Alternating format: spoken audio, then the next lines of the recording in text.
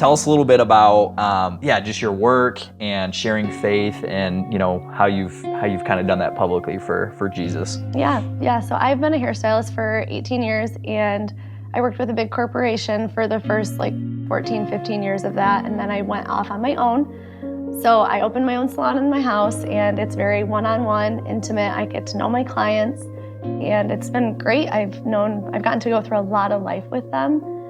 They really open up about everything going on in their life, the good, the bad. I've been through divorces with my clients, marriages, kids, loss, all of that, and people tell me everything, which gives me the opportunity to just lend a listening ear. Mm-hmm. So that's been the biggest thing, is just going through life with people has really opened up a lot of opportunity to share my story with them. Love that.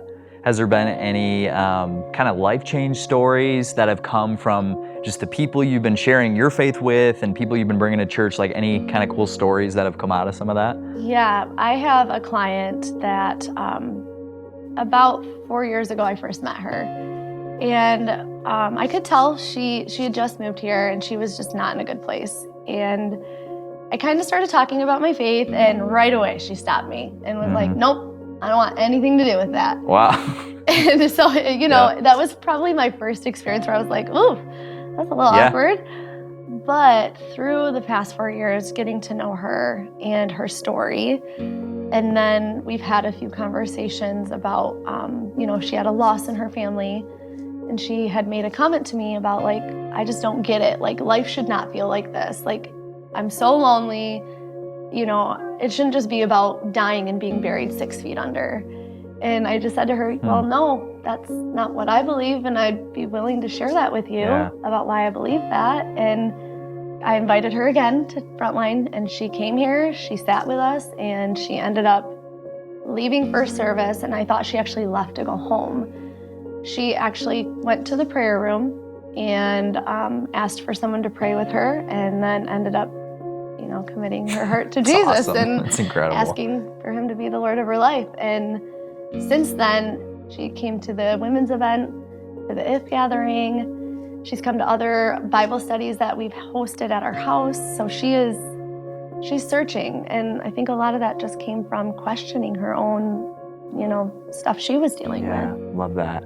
Yeah. So you've been pretty resilient in, maybe being rejected for what you believe, but then continuing to come back to the table and share your faith with people. So I think a lot of us get stuck there. We get rejected and then we just don't do it again. So why do you keep going after it? Or what do you do to keep your mind set on that? Why do you keep sharing even though you might get rejected? Yeah, I think for me, I go back to my story. I became a Christian later in life, in my 20s, and I remember what darkness felt like. I remember what not having a hope felt like, not living for anything felt like, and that's a bad place to be. Yeah. And so I don't want anyone to feel that way. I don't want my friends and people who are in my circle to not go to heaven. I don't want them to not have a hope in Jesus. So honestly, that's what keeps me coming back to it is, the Bible says we will get persecuted and we will, that separation will start to happen. I just feel like there's not anything I have to lose with this. So what? People may get upset with me sharing my faith, but oh well, I want to live loudly for Jesus, and that's something that no one can take from me.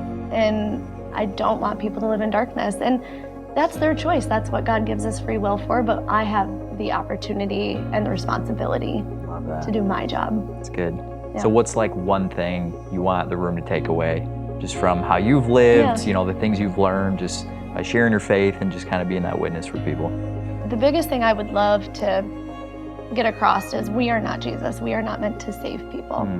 We are supposed to be the vessel. And that looks, for me, what that looks like is just talking to people, loving them where they're at, and remembering that we are here to listen to them, not preach at them. And that gives us the opportunity then to share our story and share our faith and help people to understand that life is so beautiful, and that's because of the way God made it to be. Yeah. So I would just say, don't be afraid. Don't be afraid. You may be rejected, but so what? It's okay. God will honor it regardless.